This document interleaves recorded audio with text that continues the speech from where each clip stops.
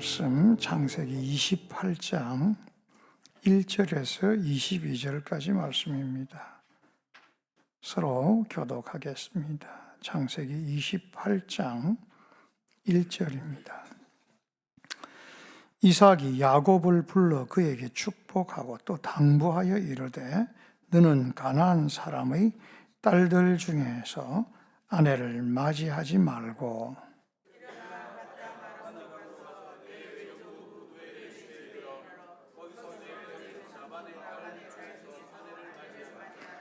전능하신 하나님이 내게 복을 주시어 내가 생육하고 번성하게 하여 내가 여러 족속을 이루게 하시고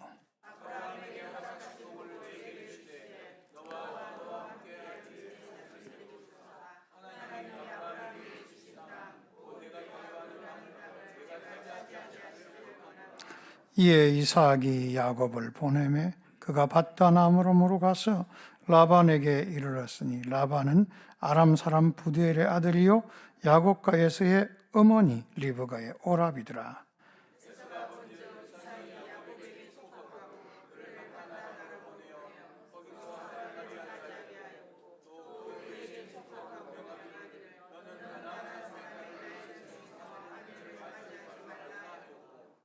또 야곱이 부모의 명을 따라 밧단아람으로 갔으며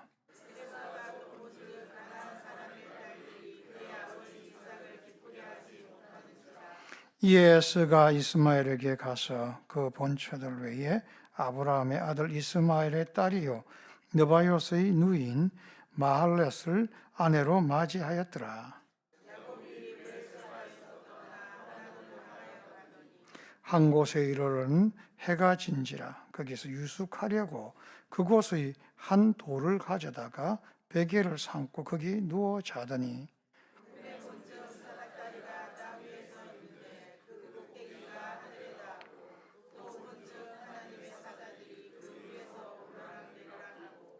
또 본즉 여호와께서 그 위에 서서 이르시되 나는 여호와니 너의 조부 아브라함의 하나님이요 이삭의 하나님이라. 내가 누워 있는 땅을 내가 너와 내 자손에게 주리라.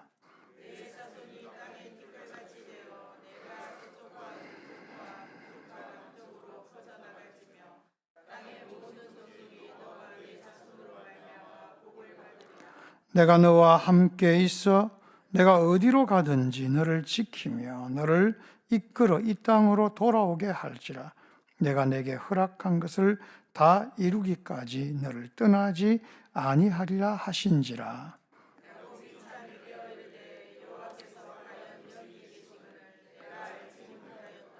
이에 두려워하여 이르되 두렵도다. 이곳이요 이것은 다름 아닌 하나님의 집이요 이는 하늘의 문이로다 하고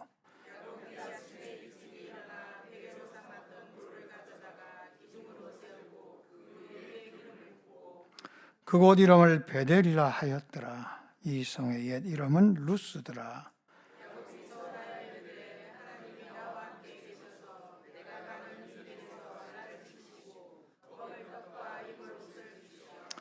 내가 평안히 하나님의 집으로 돌아가게 하시오면 여호와께서 나의 하나님이 되실 것이요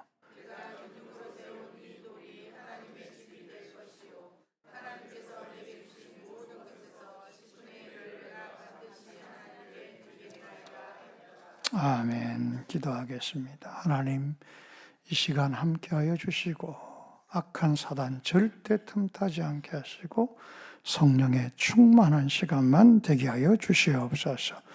예수님 이름으로 기도드리옵나이다. 아멘. 오늘 이 말씀은 우리가 너무 잘 아는 말씀이고 우리가 늘 부르는 내 주를 가까이 하려 함은 그 찬송 2절, 4절에 나와 있는 그런 내용입니다. 오늘 이 야곱은 잠을 못 이루는 밤을 맞이하였습니다. 왜일까 한번 생각해 봤습니다. 우리가 성경을 잘 이해해야 합니다. 우리가 성경을 그냥 빨리 읽다 보면 안에 내용을 잘 모를 때가 있습니다. 우리는 야곱이 사실은 빈털터리로 야간 도주해가지고 바단 아람 자기 외삼촌 집으로 피신 도망한 걸로 이렇게 생각을 하고 있습니다. 오늘 본문 앞부분과 27장 뒷부분을 보면 그게 아닙니다. 에서가 바로 이 야곱을 죽인다고 하지 않고 아버지가 살아 계신 동안은 좀 참으려고 한 것이 있습니다. 근데 그 어머니가 위기를 느끼고 이 야곱을 피신시켜야 되는데 그 명분이 뭐냐? 어떻게 피신시켜야 되느냐? 그것은 이 야곱의 이 장가 문제를 이렇게 내놓은 것입니다. 결혼을 해야 되는데 누구하고 결혼을 해야 되느냐?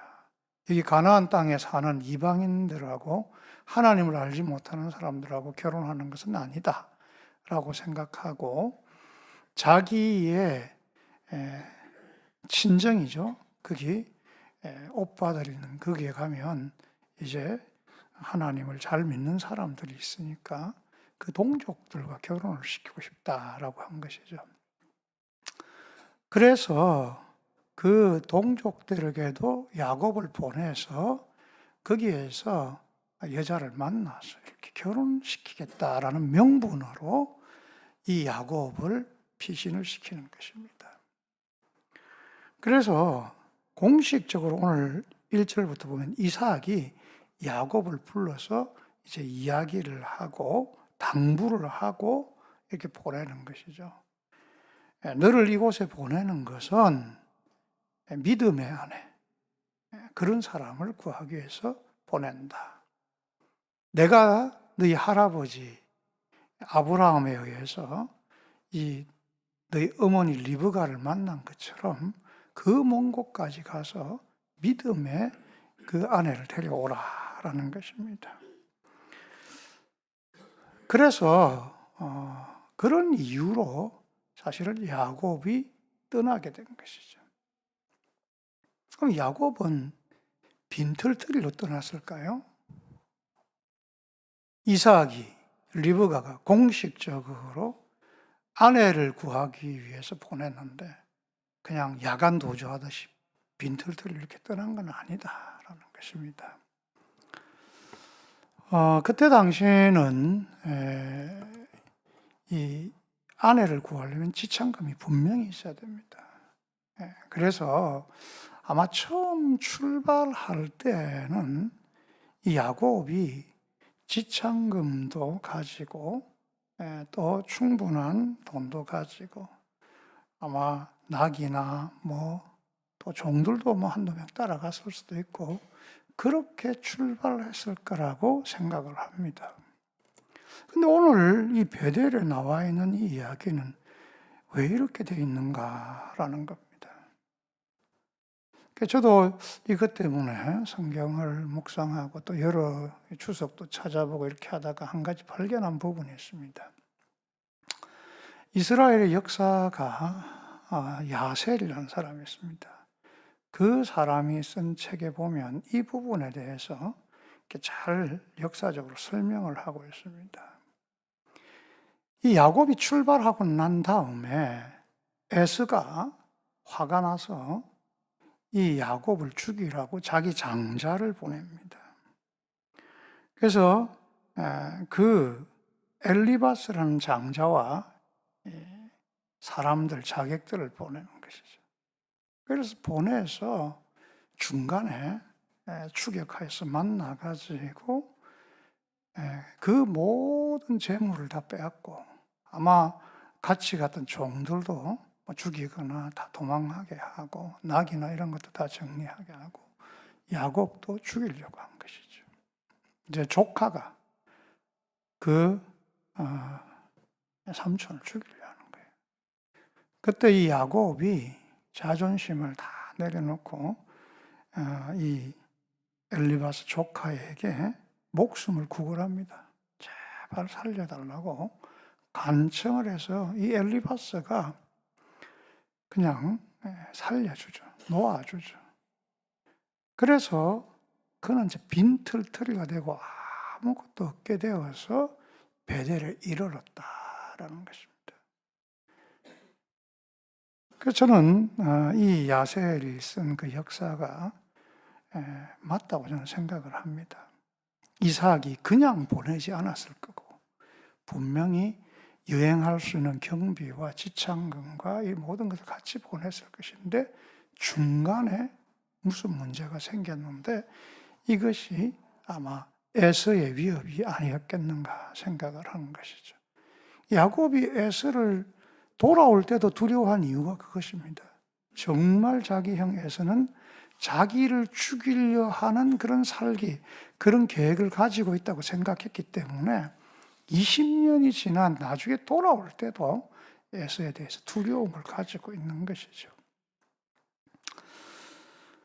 그래서 한번 생각을 해보십시다. 베델에 이르렀을 때에 다시 집으로 돌아갈 수도 없고, 돌아가면 죽는 거예요, 이제는. 돌아갈 수도 없고, 모든 걸 다 빼앗기고, 이제는 뭐, 정말 억울하고, 정말 비참한 자기의 모습을 보게 된 것입니다. 거기다가 앞으로 가야 될 길이 1000km나 남았어요. 짧게는 30일, 많게는 한 50일 정도 홀로 이 바단 아람까지 여행을 해야 되는데 그거는 가진 것도 없고 그는 위험을 누가 보호해 줄 것도 없고 홀로 이 모든 것을 해야 되니까 앞이 막막한 것이죠. 당연히 이 야곱은 이 밤에 잠을 이룰 수가 없는 거예요. 두려움 때문에, 억울함 때문에, 자기의 비참한 현실 때문에, 또 앞으로 가야 될 길에 절망, 그런 것 때문에 그는 잠을 이룰 수가 없었을 거라고 생각을 합니다. 그가 돌베개를 베고 잤다라니까 잠자기 위해서 어떤 돌을 베고 잤다 그렇게 생각을 하는데요. 그는 밤에 짐승이라든지 사람들이 자기를 해코지하면 두려우니까 아마 돌멩이 같은 걸 머리에다 두고 혹시라도 그런 게 나타나면 던지려고 이렇게 돌을 머리박에 두고 그렇게 잔 걸로 생각이 됩니다. 자기를 지켜줄 수 있는 것, 자기를 보호해 줄 수 있는 것이 다 없어졌어요. 아버지, 어머니, 종들, 물질, 자기의 지혜와 자기의 지식은 이제 아무 소용이 없었다라는 것입니다. 이때 야곱의 나이가 몇 살이었을까요, 여러분? 우리는 이걸 이제 뭐 만화로도 보고 영화로도 보고 막 볼 때 야곱이 막 결혼 안 했으니까 20대, 늦어도 30대라고 생각을 하고 있습니다. 팔팔 뛰는 나이에 이렇게 했다라고 생각을 하고 있습니다. 성경적으로 우리가 계산할 때 이때 야곱의 나이는 77입니다. 여러분 상상이 됩니까? 77. 77까지 장가를 못 갔어요. 자기 형은 아내가 벌써 3명이야. 3명이야. 자손도 다 낳았어. 그 조카가 벌써 자기를 죽일 만큼 나이가 많아져 있는데 어떻게 된 건지 장자권도 자기가 빼앗은 것 같고 축복권도 얻은 것 같은데 이 사람은 77인데 지금 노총각이고 모든 걸 다 잃은 그런 상황. 참 그런 상황에서 야곱은 정말 힘든 여정을 가고 있었다라고 생각을 합니다. 잠이 안 오는데 아마 누워서 이렇게 잠을 청했을 거예요. 이걸 이제 비몽사몽이라고 합니다. 그냥 어쩔 수 없이 누워 있을 때 잠이 잠깐 드는 사이에 그가 꿈과 환상을 보는 것이죠. 꿈에 뭐가 나타났습니까? 사닥다리가 나타났어요. 하늘에서 땅까지 연결된 사닥다리가 나타나고 그 사닥다리에 누가 왔다 갔다 하죠? 천사들, 주의 사자들이 이렇게 왔다 갔다 한다는 거예요. 당연히 사다리 끝에 하늘에 계신 분은 누굴까요? 하나님이시고. 그가 깜짝 놀란 것이죠.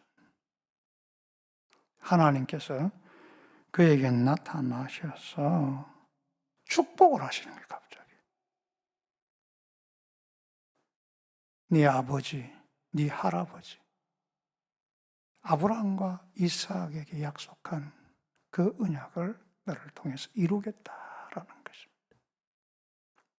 지금 네가 누워있는 그 땅, 이 땅이 너의 땅이 될 것이고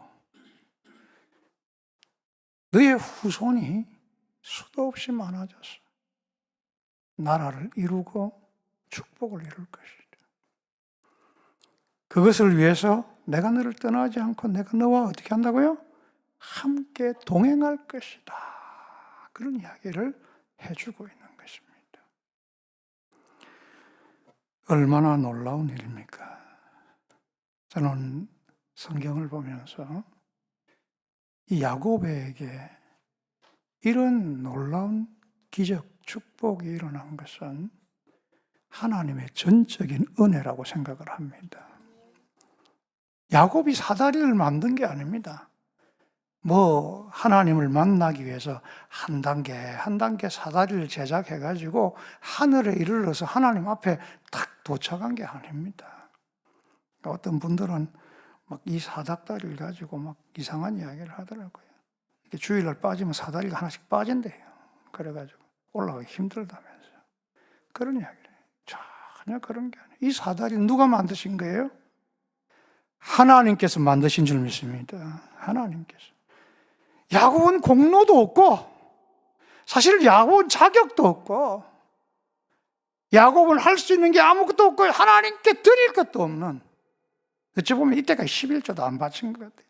하나님께 드린 것도 없는 사람. 그런 야가 빠진 속이는 자, 그런 야곱에게 하나님이 은혜로 하나님께서 전적으로 나타나신 줄 믿습니다. 하나님께서 전적으로 나타나신 거예요. 저는 이 말씀을 보면서 이게 전적인 하나님의 은혜구나라는 거예요.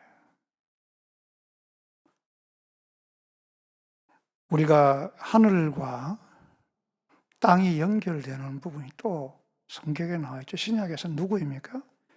예수님을 통해서 땅과 하늘이 연결됩니다. 요한복음 1장에 보면 예수님께서 사람들에게 이야기하실 때에 하늘의 사닥다리를 이야기하면서 인자가 이렇게 임하는 것을 너희가 보게 되리라라고 말씀을 하고 계십니다. 이건 뭐냐면 이 야곱의 사다리가 하나님께서 전적인 은혜로 하나님이 그를 불쌍히 여기셔서 그에게 내려주신 하나님의 축복이라는 것이고, 우리가 예수님을 믿고 하나님을 믿는 것이 우리의 어떤 노력, 공로, 우리의 힘쓰 애씀이 아니라 하나님께서 우리를 불쌍히 여기셔서 예수 그리스도를 우리에게 보내주셔서 그리스도를 믿는 자에게 주시는 하나님의 축복인 줄 믿습니다. 여러분, 하나님의 은혜는 선물이요, 하나님의 사랑입니다. 우리의 힘과 노력, 우리의 모든 것이 부족하고 연약할지라도 우리가 하나님의 은혜를 받고 하나님의 살아계심을 보고 그것을 고백하고 그것을 아멘하고 받아들일 때에 그곳에 하나님의 은혜와 축복이 있는 줄 믿습니다. 자격이 있어서, 자기의 공로가 있어서, 자기의 힘이 있어서 축복받는 게 아닙니다. 하나님의 전적인 은혜, 하나님의 아들 그 예수 그리스도께서 우리를 위해서 오셔서 피 흘리시고 죽으심으로 우리에게 베푸신 그 사랑, 그것만이 정말 우리를 구원하시는 줄 믿습니다. 야곱은 정말 비참했고, 야곱은 두려웠고, 자기 힘으로는 도저히 아무것도 할 수 없다 하는 그 밤에 하나님께서 나타나셔서 하나님의 전적인 힘으로, 능력으로 함께하여 주시고 축복하여 주시고 비전을 보여주신 줄 믿습니다. 우리에게도 동일합니다. 사실은 우리가 걱정이 많고 근심이 많고 잠 못 이루고 우리의 속에 능력이 없고 우리의 속에 아무것도 할 수 없다. 하나님은 하나님의 은혜를 우리에게 베푸시는 줄 믿습니다. 하나님은 처음부터 야곱과 함께 계셨습니다. 그가 뱃속에 있을 때부터 에서의 발꿈치를 잡고 나올 때부터 하나님은 야곱을 알고 계셨고, 하나님은 그 야곱에게 은혜를 베푸시고 앞으로 그를 통하여서 이스라엘 되게 하시고 하나님의 축복을 이루신다고 말씀하신 줄 믿습니다. 그것은 이삭도 알고 리브가도 알고 정말 다 알고 있었고, 자기도 누차 자기 어머니에게 그 이야기를 들었지만 77이 될 때까지 사실은 하나님을 직접 대면하고 만나고 그 하나님의 은혜를 믿고 하나님께 나간 적이 없는 사람이 이 야곱이라는 것입니다. 오늘 그의 서원을 보면 나와 있어요. 그건 77이 될 때까지 하나님을 어떻게 알았다? 여호와 하나님을 어떻게 알았다? 학습으로 한 사람이에요. 할아버지가, 아버지가, 어머니가, 그의 종족들이 하나님의 말씀 이야기하고 그들의 종족들이 예배 드리는 거 그게 참여하고 그렇게 하면서 학습적으로 하나님에 대해서 안 살아. 하나님을 직접 경험한 게 없는 거예요. 축복도 어떻게 해요? 하나님을 경험해서 하나님의 전적 은혜로 받는 것이 아니라 축복도 자기의 힘과 지혜, 자기의 능력으로 받으려고 그렇게 애썼던 사람이 야곱입니다. 참 상상을 하면 안타까운 거예요. 그런데 그가 정말 고통스럽고 힘들고 모든 것을 잃고 할 수 없다 할 때에 하나님을 만난 줄 믿습니다. 하나님을 경험한 것입니다. 하나님을 경험한 거예요. 여러분이 잠 못 이루고 뒤척거리고 근심하고 걱정하고 염려하고 할 수 없어 할 때에 하나님이 나와 함께 하시는 것을, 그리스도 예수께서 나를 위해 지금도 하나님 우편에서 기도하시고 우리와 성령께서 동행하는 것을 깨닫는 날이 될 줄 믿습니다. 그것을 발견하는 여러분들, 그것을 발견하는 영혼이 되어야 되는 것입니다. 이 야곱은 하나님을 만나고 나서 고백을 합니다. 그리고 서원을 합니다. 첫 번째 서원이 뭐죠? 나를 하나님께서 그곳까지 갔다가 여기 다시 돌아와서 하나님 말씀대로 이 땅을 내게 주시고 이 모든 말씀 축복을 이루신다면 여호와가 나의 하나님이 될 것이요 라고 첫 번째 서원합니다. 여호와가 나의 하나님이 될 것이다. 하나님은 신이라는 것이죠. 그러니까 여호와 하나님께서 나의 신이 되고 내가 당신을 경배하겠습니다 라는 거예요. 이 말을 볼 때 그는 77년 동안 사실은 예배하고 수없이 제사를 드렸지만은 여호와 하나님을 진짜 하나님으로 자기가 체험하지 못하고 학습적으로 계속 예배를 드렸다는 거예요.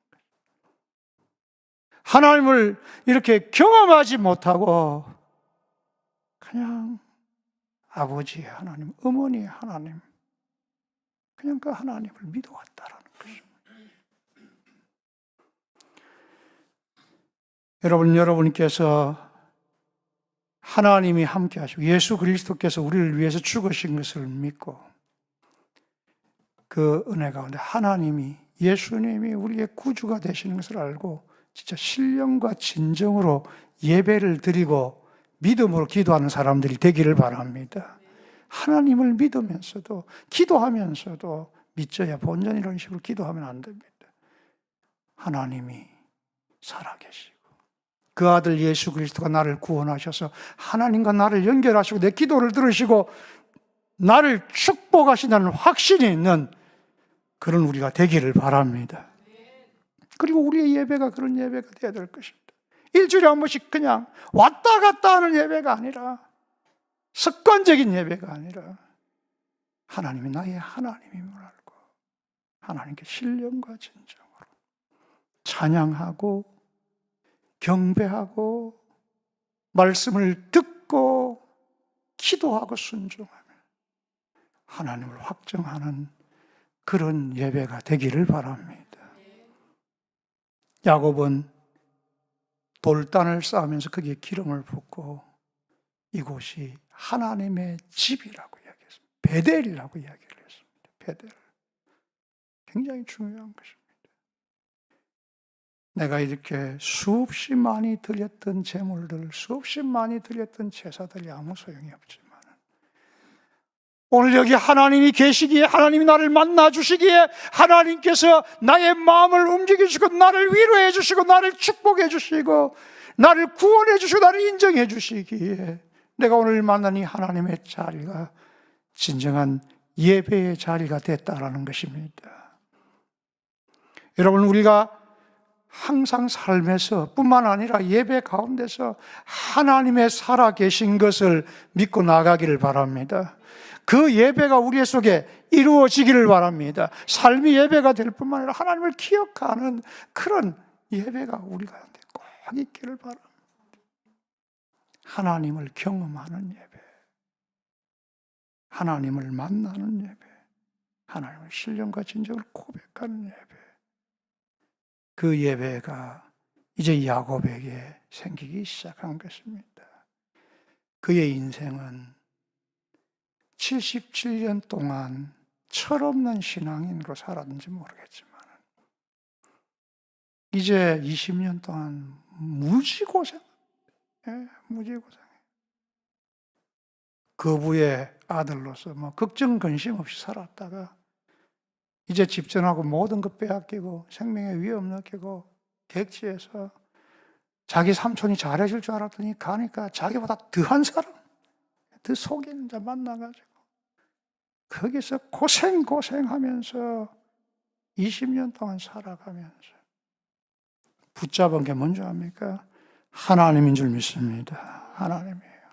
77년 동안 붙잡지 않았던 하나님, 그냥 77년 동안 자기 생각대로 신앙생활하고 자기 생각대로 자기 마음대로 그냥 살아왔고 자기 마음대로 진행했던 이 사람이 이 베델에서 하나님을 만나고 하나님을 경외하면서 그 어려운 20년의 고난의 기간을 하나님을 의지하고 전적으로 의지하고 마지막 약곡강에서 하나님을 대면하면서요 정말 하나님께 간절한 목숨을 거는 기도를 하면서 그의 이름이 이스라엘로 바뀐 줄 믿습니다. 여러분, 하나님을 경험하는 예배, 하나님의 살아계심을 믿고 그렇게 나아가는 성도들이 꼭 되기를 바랍니다. 우리 자녀들을 위해서 기도하세요. 우리 다음 세대를 위해서 기도하세요. 학습으로 안 됩니다. 우리가 아이들한테 성경도 가르치고 예배도 가르치고 습관도 주고 막 아닙니다. 저도 생각해 볼 때에 저희 부모님이 저희 어릴 때부터 얼마나 많은 걸 가르쳤어요. 교회에서 얼마나 많은 걸 배웠을까요? 그런데요, 언젠가 하나님을 경험하는 날이 분명히 있는 줄 믿습니다. 하나님을 체험하고 경험하고 하나님이 살아계시고 내 기도를 들으시고 나를 구원하시고 예수님이 나를 위해 죽으신 것을 그렇게 확정하는 그 날이 있을 때에 비로소 어머니 아버지 하나님이 아니라 그 하나님이 나의 하나님인 줄 믿습니다. 하나님은 살아계신 줄 믿습니다. 나의 하나님을 꼭 의지하는 여러분이 되시길 바랍니다. 그러면서 완전히 변했어요. 마지막 서원이 제일 마음에 와닿습니다. 그는 뭐라고 합니까? 11조를 하나님께 드리겠다라는 것입니다. 이 10분의 1의 이야기는 자기 할아버지 때부터 있습니다. 아브라함이 멜기세덱을 만났을 때에 그 제사장에게 전리품의 뭘 10분의 1을 드린 것입니다. 아마 그 이후로 아브라함과 이삭이 그런 아마 삶을 하나님께 드리는 삶을 살았을 거라고 생각합니다. 여러분 11조 억지로 율법적으로 사람들한테 하라. 뭐 축복받기 때문에 하라. 이렇게 저렇게 하라.